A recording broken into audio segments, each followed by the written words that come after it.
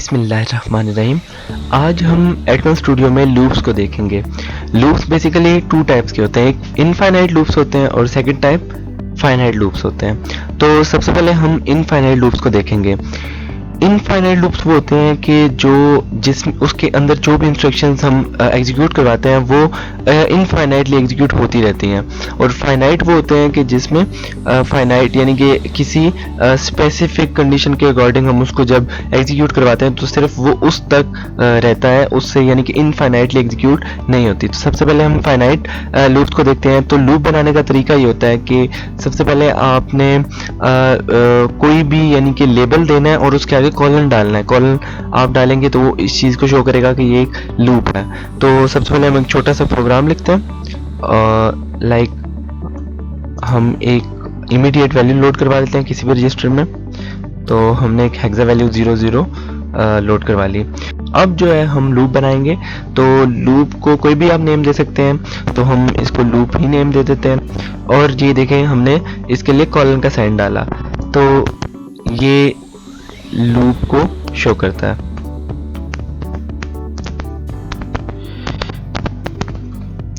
तो हम लूप को रिप्रेजेंट करने के लिए कॉलन साइन यूज करते हैं। अब जो भी इंस्ट्रक्शंस होंगी वो इस लूप के अंदर आएंगी। तो अब जो भी इंस्ट्रक्शंस हम एग्जीक्यूट करवाना चाहते हैं वो इस लूप के अंदर आएंगी। तो अब जो है हम यहाँ पे फॉर एग्जांपल हम चाहते हैं कि हम R16 में इंक्रीमेंट करवाना चाहें और कॉन्टिन्यूसली ये इंक्रीमेंट होता रहे। तो हम इंक्रीमेंट यानी INC की कमांड यूज करके R16 लिख देंगे। ये बेसिकली ये कमांड क्या करेगी, ये R16 में +1 का इंक्रीमेंट करती रहेगी। जब जब ये ये वाली इंस्ट्रक्शन रन होगी, जब जब ये लूप एग्जीक्यूट होता रहेगा तब तक 1 का इंक्रीमेंट R16 रजिस्टर में होता रहेगा। अब इस लूप को क्लोज भी करना है। तो इस लूप को क्लोज करने के लिए हमारे पास कोई भी इनफाइनाइट इंस्ट्रक्शन यूज होती है। For example jump, R jump, relative jump, ये हम यूज कर सकते हैं। तो हम यहाँ पे R जंप यूज करेंगे क्योंकि जो रिलेटिव जंप है ये जंप से कम साइकिल्स लेती है और ये उससे फास्टर होती है। और दूसरी बात है कि इसको हम तब यूज करते हैं जब हमारी जंप स्मॉल हो।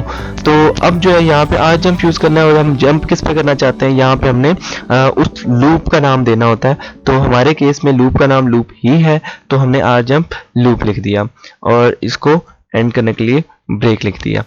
अब आइए हम इसको रन करके चेक करते हैं। तो बेसिकली होगा ये कि जब R16 में इनिशियली 00 वैल्यू लोड होगी और उसके बाद जो है ये इंक्रीमेंट होगा R16 में और अगेन जो है हमारी ये जंप होती रहेगी और बार बार लूप पे जंप करेगा क्योंकि एक इनफाइनाइट लूप है। इनफाइनाइट लूप के लिए हम जंप या आर जंप की कमांड जो है वो यूज करते हैं। तो बेसिकली अब जो है हम इसको रन करके चेक करेंगे। तो जब रन करने के लिए हम F7 की भी प्रेस कर सकते हैं, अदरवाइज आप बिल्ड पे जाके तो इसको बिल्ड कर ले। तो आइए हम देखते हैं। तो सबसे पहले यहाँ से जाके आपने बिल्ड सोल्यूशन करना है, F7 की प्रेस करनी है। आप देख सकते हैं कि ये सक्सेसफुली बिल्ड हो चुका है। अब हम इसको डिबग करके चेक करते हैं। तो डिबग करने के लिए आप F10 की भी प्रेस कर सकते हैं, अदरवाइज आप स्टार्ट डिबगिंग एंड ब्रेक भी कर सकते हैं। तो अब हम इसको स्टेप बाय स्टेप रन करके चेक करेंगे। इसको स्टेप बाय स्टेप रन करने के लिए आप F10 की भी प्रेस कर सकते हैं, अदरवाइज आप यहाँ से स्टेप पावर के बटन पर भी प्रेस कर सकते हैं। तो आइए हम देखते हैं। सबसे पहले हमने स्टेप पावर किया तो इनिशियली R16 में वैल्यू 00 लोड होगी। इसके बाद हम जब स्टेप पावर करते हैं तो आप देख सकते हैं कि R16 में 1 का इंक्रीमेंट आ गया। लेकिन ये इनफाइनाइट लूप है और इस लूप की कोई एंडिंग कंडीशन नहीं है, तो ये दोबारा जंप करेगा लूप पे। तो ये दोबारा जंप कर गया। अब इसको अगर हम दोबारा रन करें तो स्टेप पावर करें तो आप देख सकते हैं कि R16 में वैल्यू इंक्रीमेंट हुई है 1 से और अब 2 होगी। और नेक्स्ट अगर हम इसको स्टेप पावर करते रहें तो ये इनफाइनाइटली यानी कि इंक्रीमेंट होता रहेगा बगैर किसी कंडीशन के। तो ये थी हमारे पास इनफाइनाइट लूप की टाइप। अब हम देखेंगे कि फाइनाइट लूप क्या होते हैं। तो हम इनफाइनाइट लूप्स को देखते हैं। इनफाइनाइट लूप को समझने के लिए हम एक R16 में वैल्यू कोई भी 00 ही लोड करवा लेते हैं। और एक और हम जनरल पर्पस रजिस्टर लेते हैं जिसमें हम वैल्यू 10 डेसिमल वैल्यू लोड करवा लेंगे। याद रखिए कि हेक्सा को शो करवाने के लिए हेक्सा वैल्यू, जब हमने इमीडिएट हेक्सा वैल्यू को लोड करवाना होता है तो हम x0x यूज़ करते हैं, ये हेक्सा को रिप्रेजेंट करता है। और अगर डेसिमल हो तो आप डायरेक्ट वैल्यू लिख देते हैं। तो हम डेसिमल वैल्यू 10 ले रहे हैं और यहाँ पे हमारा लूप स्टार्ट होगा। तो बेसिकली सबसे पहले हमने लिखना है इंक्रीमेंट R16 का इंक्रीमेंट हो, और इसके बाद जो है हम लिख रहे हैं कि डिक्रीमेंट R17। तो यहाँ पे हम कंडीशनल स्टेटमेंट यूज़ करेंगे ब्रांच नॉट इक्वल की। ब्रांच नॉट इक्वल की कमांड क्या करती है? ब्रांच नॉट इक्वल की कमांड ये करती है कि ये तब तक ट्रू रहती है जब तक हमारा जो z फ्लैग है उसकी वैल्यू हमारे पास 0 रहती है। यानी कि ये तब तक ट्रू रहता है कि जब तक कोई भी इससे प्रीवियस कंडीशन पे या इससे प्रीवियस स्टेटमेंट पे जो हमारी वैल्यू है वो मतलब कि नॉन ज़ीरो होगी। बेसिकली अगर हम देखें तो हमारे पास यहाँ पे R17 है, R17 में वैल्यू 10 है, तो जब डिक्रीमेंट होगा तो वैल्यू 9 हो जाएगी।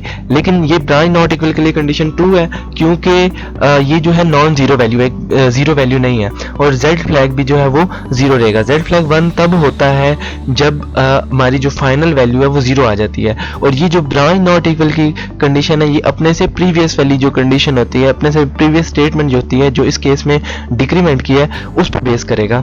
तो अब उसकी वैल्यू पे बेस कर रहा है। अब उसकी वैल्यू जब तक 0 नहीं होती तो ये लूप ट्रूली रन करेगा, ये ट्रूली एग्जीक्यूट होगा। अब जब इसकी वैल्यू डिक्रीमेंट हो के जब 0 हो जाएगी तो ये जो है इस लूप से बाहर निकल जाएगा क्योंकि ब्रांच नॉट इक्वल की कंडीशन जो है वो फॉल्स हो जाती है जब z फ्लैग रेज हो जाता है। तो इसको हम कह सकते हैं कि execute till z flag equal to 0। तो ये तब तक एग्जीक्यूट होती रहेगी जब तक z फ्लैग की वैल्यू 0 है। तो आइए हम इसको रन करके चेक करते हैं। सबसे पहले आपने इसको बिल्ड करना है। बिल्ड करने के लिए आप F7 की भी प्रेस कर सकते हैं और इसके बाद जो है हम इसको डिबग करेंगे। डिबग करने के लिए आप F10 की भी प्रेस कर सकते हैं, अदरवाइज आप स्टार्ट डिबगिंग एंड ब्रेक भी कर सकते हैं। तो अब हम इसका इफेक्ट देखेंगे। तो सबसे पहले हम इसको स्टेप ओवर करके चेक करते हैं। तो R16 में 0 वैल्यू आ गई और आप देख सकते हैं कि R17 में हेक्सा वैल्यू A लोड हो चुकी है। अब हमने वहाँ पे डेसिमल वैल्यू लोड करवाई थी, लेकिन जो एटमॉस स्टूडियो वो इसको बाय डिफ़ॉल्ट इसको कन्वर्ट कर देता है हेक्सा वैल्यू में। अब हम इंक्रीमेंट करेंगे तो R16 में इंक्रीमेंट हुआ तो R16 में वैल्यू 1 हो गई। अब जो है डिक्रीमेंट होगा R17 की वैल्यू में, तो आप देख सकते हैं कि R17 की वैल्यू 9 हो गई है।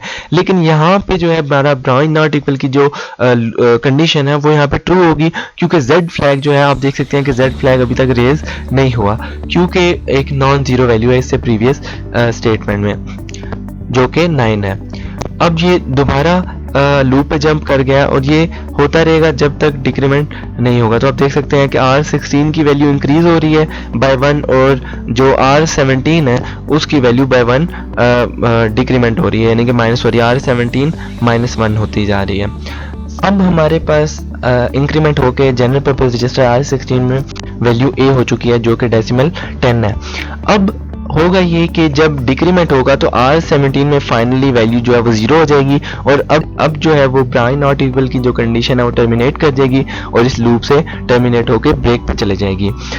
अब ये इसलिए है क्योंकि हमने देखा था शुरू में कि हमने बात की थी कि जो ब्रांच नॉट इक्वल की कंडीशन है वो तब फॉल्स हो जाती है जब z फ्लैग हमारा रेज कर जाता है। तो अब हम इसको स्टेप ओवर करके चेक करते हैं। तो हमने जब इसको स्टेप ओवर किया तो आप देख सकते हैं कि यहाँ पे z फ्लैग जो है हमारा वो रेज कर गया क्योंकि जो इससे प्रीवियस कंडीशन थी, जो कि इससे प्रीवियस स्टेटमेंट थी जो कि डिक्रीमेंट की थी, उसमें अब R17 में जो वैल्यू है वो 0 हो चुकी है। तो अब जब हम इसको स्टेप ओवर करेंगे तो ये ब्रेक पे चला जाएगा। तो हमने देखा कि फाइनाइट लूप्स कैसे वर्क करते हैं और इनफाइनाइट लूप्स कैसे वर्क करते हैं। Thank you so much for watching.